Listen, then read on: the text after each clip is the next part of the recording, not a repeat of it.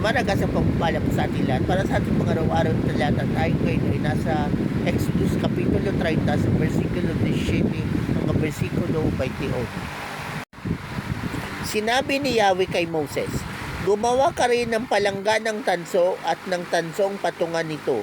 Ilalagay mo ito sa pagitan ng altar at ng tuldang tipanan. Pagkatapos punuin mo ng tubig. Ito ang gagamitin ni Aaron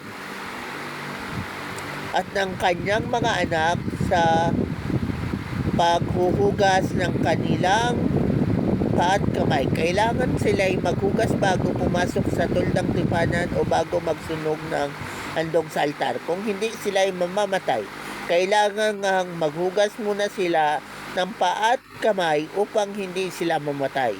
Ito'y tuntuning sundin nila at ng kanilang lahi habang panahon. So, ang passage na to ay patungkol doon sa Old Testament na ginagawa ng mga saserdote o ng mga pari nung panahon ni Moses. Na kung saan yung priest o yung saserdote ay maghuhugas muna ng kamay at paa doon sa wash basin na pinagawa ni Lord. Para nga, syempre, kasi noon baga ng Old Testament, ang sacrificial offering or yung burnt offering nila, daily basis yun. Pero, kailangan yung mga saserdote humarap sa Diyos ng malinis. At yun nga, na kailangan silang maghugas doon sa wash basin.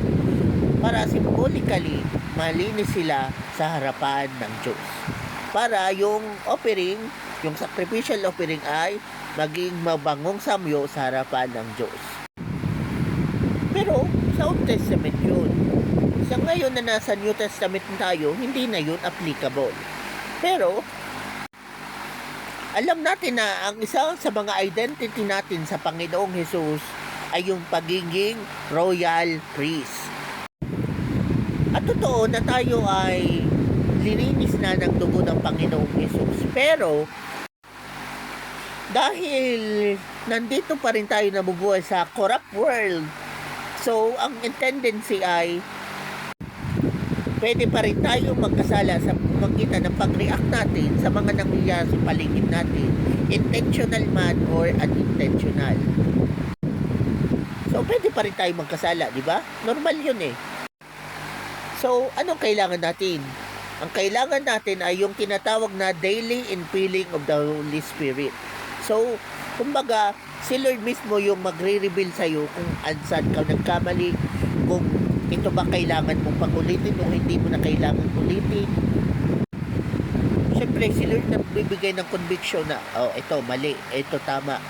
So, si Lord mismo nagbibigay niya ng conviction. So, totoo na tayo, mga royal priest, mga lingkod ng Diyos, mga Kristiyanong naglilingkod sa Diyos. So, sa pang-araw-araw, we serve God on a daily basis. Hanggang sa panahon na tayo ay kunin na ng Panginoon. So, kailangan din natin na maging malinis sa harapan ng Diyos on a daily basis, katulad ng mga nasa Old Testament na mga priests. Kaya, importante talaga na mayroon tayong tinatawag na daily infilling of the Spirit. Kasi yung Holy Spirit naman magbibigay sa iyo ng guidance, ng conviction, at ng wisdom.